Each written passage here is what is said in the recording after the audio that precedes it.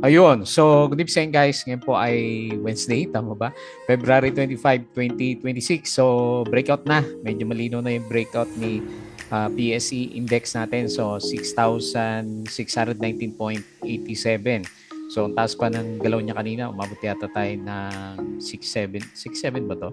Yung pinaka-peak natin sa kanya kanina. So, nag-close tayo ng positive 1.1% and ang laki 1.85 billion net foreign buy. So, yung bilang natin from the last few days, more than 7 billion, di ba, na net foreign buy and then nadagdagan tayo ng 1.8. So, nasa more or less 8 to 9 billion na. Laki na ng net foreign buy dito sa market. Yan. So, ramdam nyo na rin siguro, medyo marami tayo ng mga big caps na gumagalaw for today's trading natin. Pero yung property, medyo mahina pa rin siya. No? Hindi ko pa rin makitang umarangkada yung mga properties natin. Karamihan is nasa services at saka, kung di ako nagkamali, industrial sector. Sa services, ito si ICT at saka si URC yata yun, yung malakas yung galawan. So, nag-breakout na naman kasi yung kanilang mga price action. Ayan. So, congrats kung meron kang ICT na stock kasi dumidiretso at saka SCP. Diretso na rin, no? Ang daming breakout na lumabas plus nag-breakout din yung pinaka-price action niya. So, overall, picture ng global market natin, okay din siya. Pati crypto, maganda rin yung galaw nila. So, US market, okay siya kagabi. Tapos, ngayon yung futures, okay din siya. European stocks, okay din po siya. And then, yung Asian markets natin, maganda rin po yung kanilang galawan. So, cryptocurrencies, ayan, umakit din si Bitcoin yung Solana natin nasa 85 na yata or 87. So, biglang nag-spike din yung mga cryptocurrencies natin. Okay? So, balik tayo sa Philippines. So, SCP, isa sa mga may volume na gumalaw. Although marami din dito mga penny stocks na gumalaw, pati si PX yata yung pinakauna pala dito. So meron siyang ilan ba to? More than 6% na galaw kanina. So SCP yung nakuha ko. So meron siyang 6.04% na galawan. So very good. Maganda yung galaw niya. Ito si Felix Mining. Alam po, yung earnings niya malaki din eh. Tapos si ICT, ito yung bumuhat sa big caps na stocks natin. Nag-up siya ng 5.62%. So, hindi ko nasilip yung net foreign buy niya, pero alam ko mataas din siya. And then, SCC, so, ang balita ngayon sa kanya, di ba sa 27 pa rin naman yung natin na start ng bidding nila, yung executives natin na sumalo ng malaki para masuportahan yung price niya nung nagko-collapse. So, panalo na sila kasi nag-bounce na naman na 6.21% yung galaw niya. And then meron siyang 37.73 million na net foreign buy. Tapos si Plus, nagising. So nag-up din siya, nag-breakout din ng 5.36% and meron siyang 47.47 million net foreign buy. Ayan. Medyo maganda rin net buy niya. Tapos si PhilWeb, breakout 5.26%, minus 1.88 million net foreign sell. And then ito nga si Globe. Pati si Globe, umakit din yung services. So umakit din siya and then nag-up siya ng 3.81%. Pero net foreign sell siya ng 4.7 million. Okay, so sakay na tayo sa mga blue chips natin kasi umarangkado na yung galaw ng mga big caps o kung sino man yung maalaga mo na hawak during this time. Okay? So disclaimer pa rin sa mga bago sa channel natin, as usual, yung ating review is for education purposes lamang po yan. So wag mong gagamitin to as a reason para mag-buy, mag-sell, or mag-hold ng stocks. Meron po kasing risk na involved sa market. Due diligence na lang po ako ng stocks yung gusto mong bilhin. And then follow mo lang po ako dito as usual din dito sa ating Palapit Trader na YouTube channel para updated ka sa reviews natin or kung gusto mo, join ka dito sa trading group naman natin. Okay? So yung mga nakasubscribe, maraming salamat po doon sa mga usual viewers. Yung ating company reviews, wala tayong mga bagong IPO ngayon. Profit or loss, mga sample trades sa market. Ayan, maganda na lahat ng indicators natin. Basic indicators, technical analysis, fundamentals, yung mga risk management, PSC, stock market studies, at saka yung mga learnings natin dito sa market. And then follow mo din po ako dito sa ating Palabig Trader Crypto ko to para sa mga cryptos or play to earn games natin. So double check mo na lang po yung ating mga vlogs yan. Social media, Facebook account na Palabig Trader para update ka sa mga posts or dito sa Facebook page. So double check mo na po yan, yung mga nakalagay dyan. And then, Budigipik, yung articles natin sa local market. Tapos sa Twitter, meron ako nakita ng summary ni Philippine Stock Exchange dito. So tignan natin. So yun nga, ano may pag mining pala, kasama yung mining. Ayan, maganda rin yung galawan ng mga mining stocks. So mapapansin nyo ang kumita ngayon, service sector kasi nag-up siya ng 4.25%. So yun nga, sina Globe, sina ICT, malalakas yung kanilang sipa. And then mining stocks, meron din pala. So sina PX, hindi ko napansin si APX kung umakyat siya. So nag-up din siya ng 1.68%. So very unusual nga, malakas na yung net foreign buy natin last time. Nasa halos 7 billion tayo and then nadagdagan ulit ng 1.85 billion. So laki niya, di ba? So andyan na yung mga foreigners natin. So mukhang gustong i-break out yung 6.5 na breakout na. And then next natin is 7,000 level kasi 6.6 na siya eh. So konti na lang, 6.7, 6.8 yung mga mahina na resistance area natin. Okay? So kailangan ng BP during this time. Maya, so parang siya yung maingay na gusto magkaroon ng IPO. So tama-tama yan kay PLDT, Manny Pangilinan. And then yung closing natin, okay, tingnan natin pinaka-close. SCC, yung pinakamalakas, 6.21%. Tapos si ICT, 5.6% plus. Ayan, nagsabay-sabay sila. 5.36%, URC 4.53%, Globe 3.81%, si Monde 2.64%. Si DMC, hindi na masyadong umarangkada, 1.55%. Pero yung gap kasi parang mas malaki pa dito kay SCC. So kaya medyo naghahabol siya. So sa mga losers ng big caps, GGS minus, binawian naman siya, minus 2.57. Aboitiz, ilan ba to? Labo na mata natin. Minus 2.53. Meralco is minus 1.9%. So may mga bumagsak pero hindi rin naman ganun kalaki yung mga drop po nila. Okay? So Manila Water also improved for 2025. Lipanto, majority vote from Mangkayan Ancestral Domain. BDO Bank of C Family Indebted 2025 is still sitting comfortably. Converge, ano to? May project yata sa Pampanga. CPG enters Mindanao with 2,400 Jensen project. Kala ko si Fernando Mausin. Ayan. IMI, okay yung galaw. Tapos CPNB, strong trading gains drives fourth quarter 2025. Maynilad ay fresh funding after November IPO. Felix, ito yung kay PX, hit 1.1 billion as silangan years early 2026 start. So maganda yung kanyang earnings. Investment house, Unicapital Growth Group expects the Philippine Stock Exchange to climb to 6.8 na. Malapit na. Tapos si Merara, CEO buys up SCC shares. So yan yung yung female executive natin, di ba? Marami siyang binili. Phillips Mining reported 1 billion net income. SEC, ayan. Wala na kasi nag-IPO.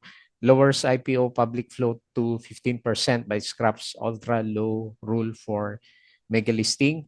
Robinson Retail, meron siyang stockholder meeting. East West, fourth quarter net income surges. Ayan, hopefully umakit pa lang alaga natin. Maynilad is ramping up capital spending to cut non-revenue water to 20%. Yan yun. And then, Maria Cristina Gushanon. Semirara bought over 406,000 shares worth about 10 million in the open market to help support last time. Ayan, panalo na siya. So halos 20% up na to, no? Yung 10 million niya, panalo na halos 2 million pesos na. A-Rates fourth quarter revenue up by 9.8%.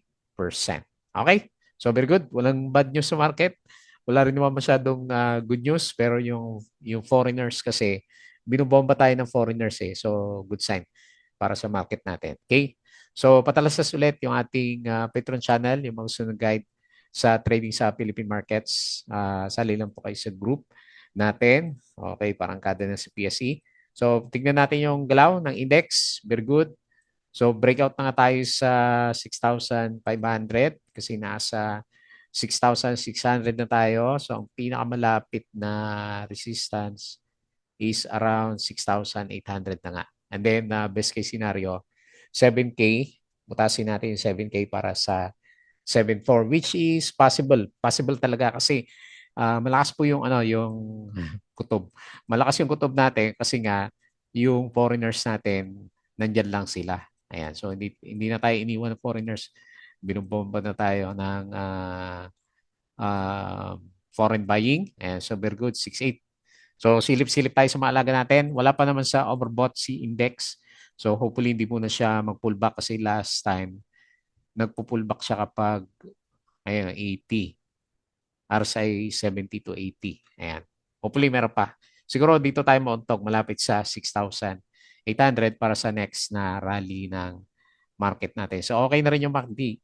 Pati yung MACD, yung RSI okay na, magandang galaw. At ganun din yung MACD formation natin. Okay? So hindi pa ganun ka-explosive yung ibang blue chips. Pero yan, sina ICT, sila yung mga nauna sa galawan ng big caps natin. Okay. So, silipin natin yung mga yan mamaya.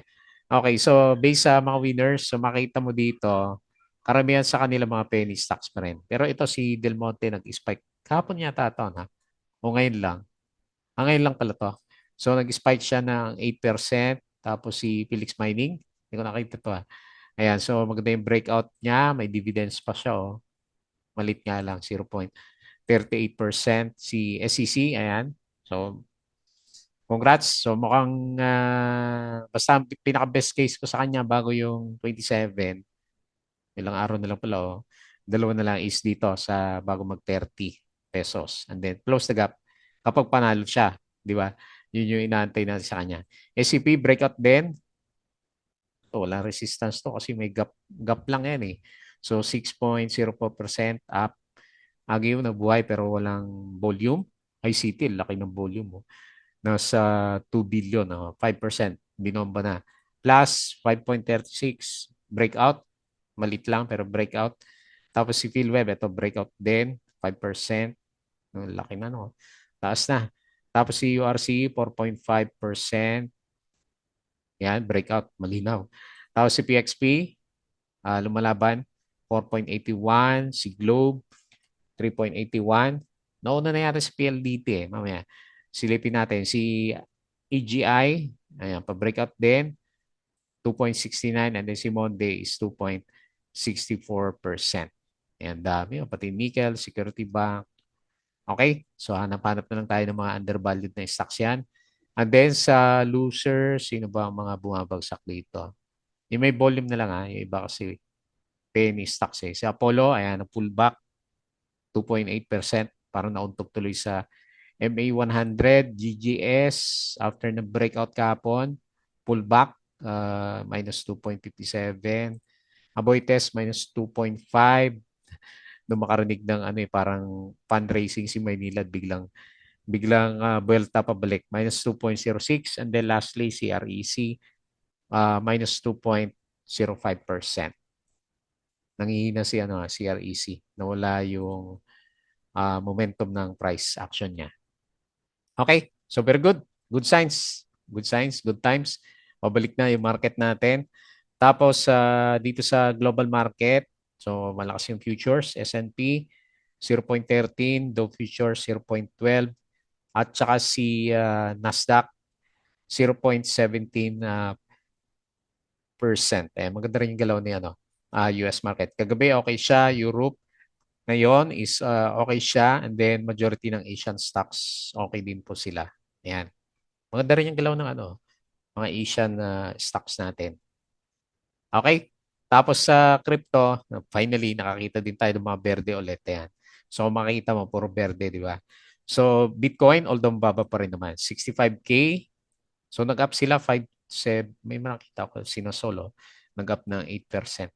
So 65K si Bitcoin, Ethereum 1.9K, nag-bounce. Si BNB 604, Sol 83, tapos sino pa? Si Dodge 0.09%. Okay. So good. Good move yung market natin. Tapos balik tayo dito and quick review dito sa mga trending stocks. Okay, so nahin po natin si SUP. So ito maganda, walang resistance no kasi may gap tayo dito na malaki sa kanya.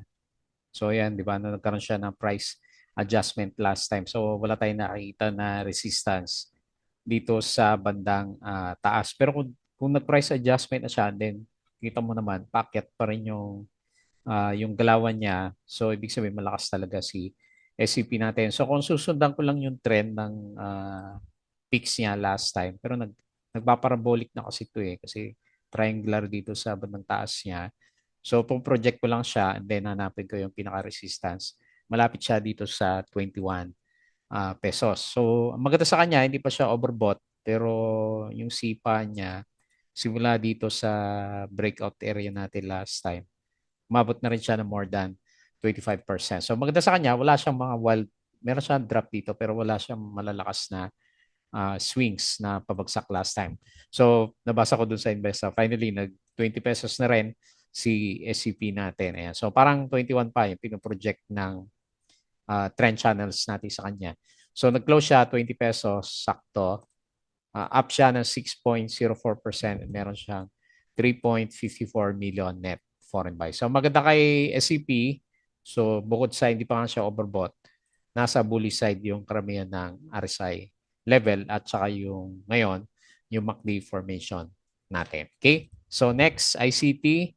So ito yung bumuhat ng market kasi 2 billion yung ano niya, yung traded volume. Ayan, nandito pala yung net foreign buy na 1 billion, 1.05 billion. So talagang pinush mag-breakout si ICT natin. So wala din siya resistance, diba? Wala tayong makita. So all-time high yung galawan. Kung ipo-project ko tong nandito sa baba, lampas na rin yata eh. Ayan, sakto siya dito sa pinaka-peak area niya. Pero parang meron pa eh. Parang gusto pa niyang gumalaw, di ba? So, hindi ko muna lalagyan ng ano yan, resistance kasi parang gusto pa niyang magkaroon ng breakout. Basta project ko lang siya para meron tayong guide kung nasa na yung pinaka-peak na galawan niya. Kasi hindi pa naman siya overbought eh. Baka gawing overbought mo na si ICT bago niya galawin yung ano, yung gains niya. Kasi dire-diretso din talaga oh. Gano'ng kalaki to. Ayun oh, more than 50%, 70% na pala siya since July last year, no? So, laki na rin ang ginalaw ni ano, kasi parang breakout dito yung July na area eh. Ito si ICT natin. Okay? So, malakas. So, ito yung pinakamalakas yata na blue chips natin as of this time. Okay? So, okay yung RSI level, okay yung MACD. Nag-close tayo 733. Kailan yung drawing ko is nasa peak siya. So, 5.62%.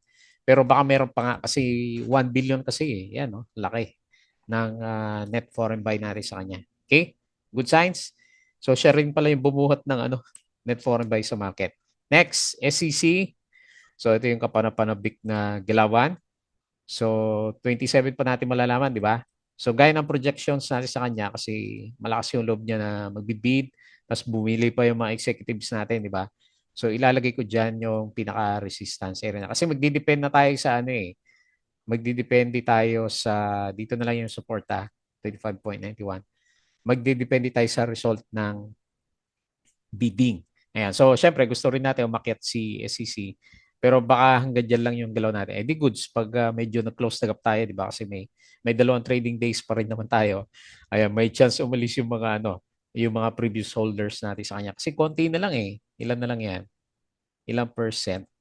So, more or less, kasi bigla siyang bumagsak 14% na lang yung drop ng mga holders natin sa kanya. Hindi kagaya last time, nung bumagsak siya, umabot siya ng 35%, di ba? Halos mag-flooring ng isang araw yung galaw natin sa kanya last time.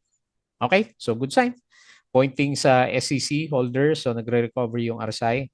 Malalaman natin by Friday kung ano reaction ng market natin sa kanya. Pero laki na rin na recovery niya. Kung dito sumalo si Madam, so halos 30% na pala inakyat ng 10 million niya o 2.9 million siya in just 5 trading days, di ba? Kung dito siya sa bandang baba, sumalo last time. Okay? So nag-close siya 28.2, up 6.21% and 37.73 million net foreign buy. Okay, next, Plus. Ayan, nagparamdam si Plus. Maganda kay Plus, may nakita tayo na kahit pa paano net foreign buy, 47.47 million. So nag-close siya, mababa pa rin naman, 14.94, pero up siya ng 5.36%. So naglalaro pa rin naman siya kasi dito sa bandang lowest price natin sa kanya last time. Ayan. So although kung technically inclined ka, parang breakout siya. Pero of course, hindi pa masyadong malinaw. Pero yung mga indicators natin, ayan. So above 50 na yung RSI niya. Okay. Ang unusual lang sa kanya, malaki yung volume niya, 156, pero hindi yan yung ano eh. Hindi yan yung volume niya nung ano eh, kasagsagan ng mga laglagan sa kanya. No? Ayan, malit pa yung volume na ano, pumapasok kay ano, kay plus natin. Pero good sign, di ba? Kasi breakout dito sa MA20 unless may negative news siya. So naunahan pa siya ni ano, di ba? Panalo pa si ano, PhilWeb. Ayan. So nag-close siya 14.94 nga. Okay? So tingnan natin sa mga diamond hands for the coming few days. Next si PhilWeb. Ayan, PhilWeb speaking. So breakout ulit yung price action natin. Parabolic na to si ano, PhilWeb natin, no? Wala na, oh. Okay, meron pa pala. Ayan, sakto. Nasa peak siya. Pero parang breakout na nga din siya. So, kung malakas-lakas pa siya, 13 pesos, no? Abang-abangan nyo na lang yung mga holders natin dito sa 13 pesos. Kasi hindi na kaya ng ano eh, ng yung trend channel natin. Wala na. So, parabolic na yung ano, yung price action natin. O baka extended Fibonacci na yung pupwede sa kanya, no? Pwede siguro. Extended Fibonacci. Ayan. So, ayan, meron pa pala siya resistance dito. Ito na lang. So, may nakita kasi akong gap sa kaliwa, 12.7. May gap siya dito eh kung sisilipin mo. Ayan, oh. Laki ng gap area. Pwede rin siguro yan. 12.7. Ayan. So, based na lang ako sa extended Fibonacci price action natin. And then, pinaka-support niya, syempre, dito sa consolidation area, malapit sa MA29.8. Ayan. So, watch out na lang kasi overbought na po yung ano yung stocks natin ng matagal. So medyo stretch out na yung price action niya. Okay. So pero kung holders ka, syempre sarap i-hold, di ba?